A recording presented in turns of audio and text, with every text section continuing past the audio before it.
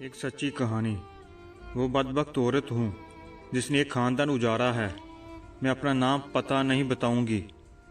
Matric pass کرنے کے بعد مجھے لڑکوں سے دوستی کرنے کی عادت ہو گئی۔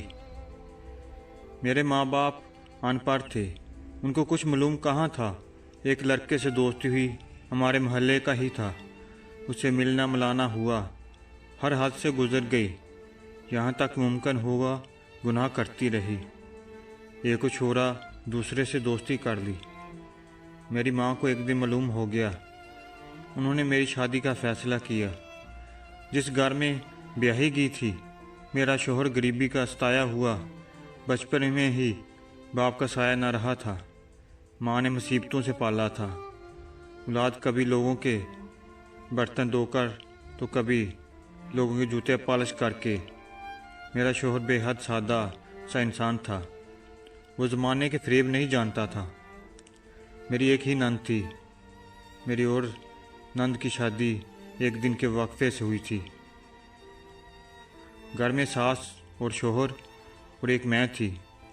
ساس نے مجھے اپنی بیٹی بنایا تھا، لیکن میں بدبخت عورت ہوں۔ میرا شوہر اینٹیں اٹھاتا، کبھی سر پہ ٹوکری اٹھاتا، وہ مزدور تھا۔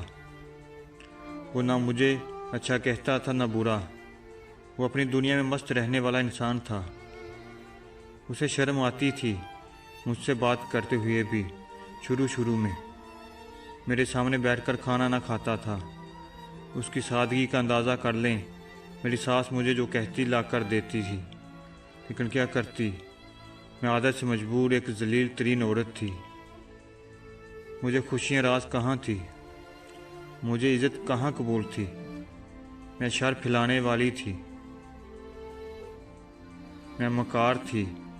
آپ یہاں عورت کو اتنا خوبصورت لکھتے ہیں نا، وہیں پہ مجھ جیسی بھی بد نسلی عورتیں ہیں جو آشیانے جلا کر روتی ہیں۔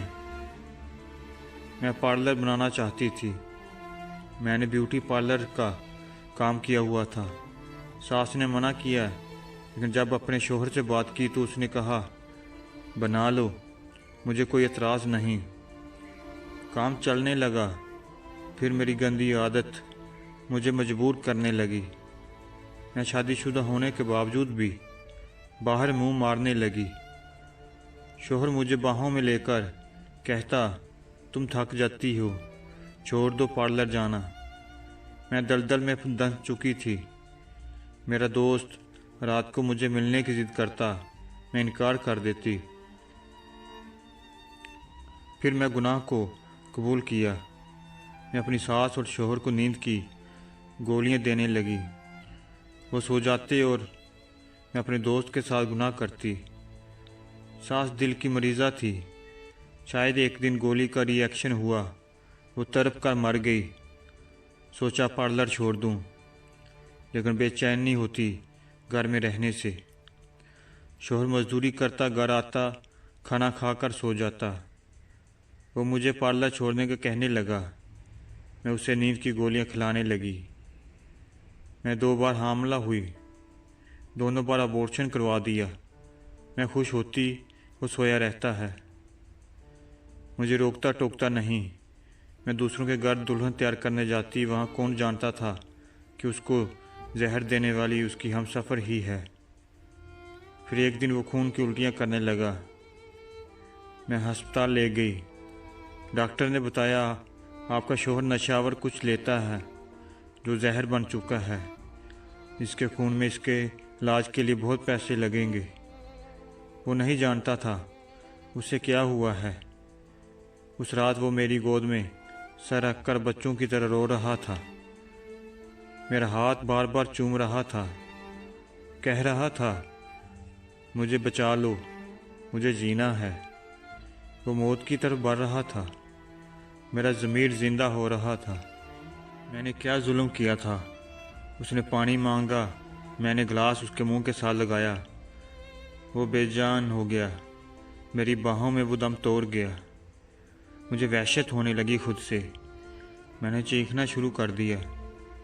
مجھ سے پوچھا گیا اس کی مرنے کی وجہ، تو میں बदबख्त ने इल्ज़ाम लगाया वो नशा करता था। मैं 2 लोगों की कातिल हूँ। औरत मुझ जैसी जालिम, बदकार, बदनस्ल औरत मुझ जैसी भी होती है। फारस जो लोगों के घर ही जला सकती थी, औरत मुझ जैसी भी होती है, सीने से लगाने वालों को बर्बाद कर देती। यहाँ ज़माने में और भी लाखों दुख दर्द, मैं वहाँ मुझ जैसी औरतें अपनी बदबख्ती पे किसी को मौत के मुंह में सलाह देती है। वो मुस्कुराता हुआ चेहरा मुझे याद है जो मेरे सामने खाना खाने से शर्माता था। हाँ, अब मेरा कोई पार्लर नहीं है। हाँ, आज कोई मेरा नहीं है। मैं कैंसर के अजाब में मुब्तला हूँ। डॉक्टर कहते हैं ब्लड कैंसर है। भाई मुझे दारुलमान छोड़ गए हैं। वो कहते हैं मेरा इलाज नहीं करवा सकते। मुझे बहुत दर्द होता है। मुझे बंद कमरे में जहाँ कोई मेरी चीखें ना सुने, मेरा जिस्म हड्डियों का पिंजरा बन चुका है। मौत मांगती हूँ लेकिन मौत भी नहीं आती। अल्लाह ने मेरे गुनाहों की सज़ा दे दी। नमाज पढ़ती हूँ कि शायद मैं बख्शी जाऊँ। मैं अपनी उन बहनों को बताना चाहती हूँ जो भाई को भाई से दूर कर देती हैं, जो माँ को बेटे से दूर कर देती हैं, जो बुरे सास ससुर को औलाद से दूर कर देती हैं, जो घरों में तमाशे लगाए रखती हैं। अंजाम बहुत दर्दनाक होता है कि जवानी जब डल जाती फिर मुकाफ़ाते अमल शुरू हो जाता है। सब पढ़ने वाले दुआ करें, सब सुनने वाले दुआ करें, अल्लाह मुझे माफ़ कर दे।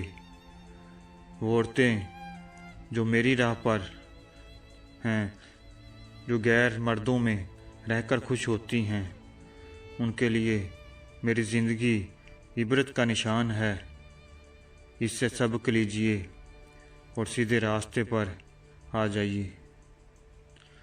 अल्लाह हम सब का हामी व नासिर हो और हमारी इज़्ज़तों की हिफाजत फरमाए। आमीन सुम्मा आमीन।